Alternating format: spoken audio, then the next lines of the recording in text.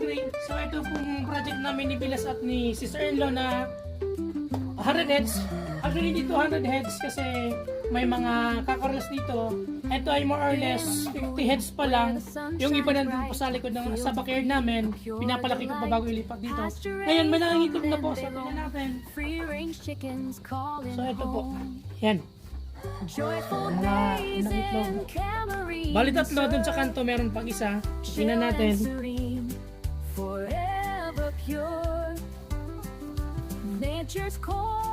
So ito.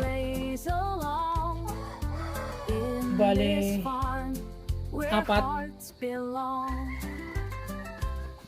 So ayun, nasisimulan na po sila mangitlog.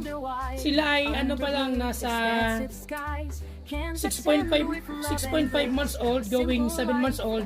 So ibig sabihin by the third or fourth week ng June, marami na pong mga ngitlog. Ngayon po meron na ng apat.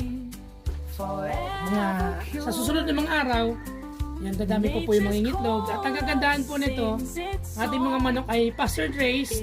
So ibig sabihin po, malawak po yung kanilang nilalakaran at nakakain po sila ng mga natural na pagkain, ng mga dahon, ng mga madre de agua. Then marami naman po dito tanim na madre de agua.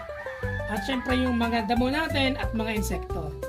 So kaya napakaganda at healthy at masustansya syempre yung ating itlog na napuputos. Soon, so pag full blast na po yung pangingitlog, makakapag-out na po kami ng maraming pasture-raised eggs dito sa aming farm. So yun naman po, and happy farming.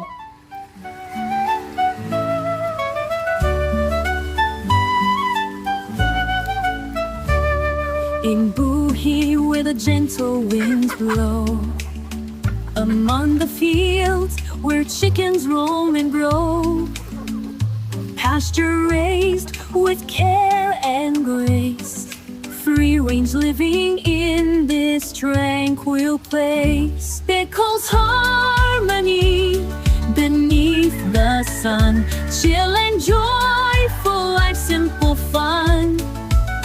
In Camarine, sir, where dreams align, integrated farming, nature's design. Harvests plenty under skies so wide. From farm to table, the lands provide. Hands work with the earth, united and true. A symphony of life in colors and hues. Because harmony beneath the sun, chill and joyful life, simple fun.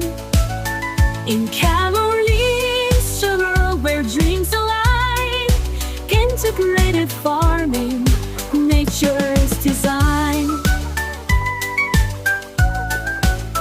Community bonds, strong and pure, sustain the land in nature's cure. Chickens cluck and the field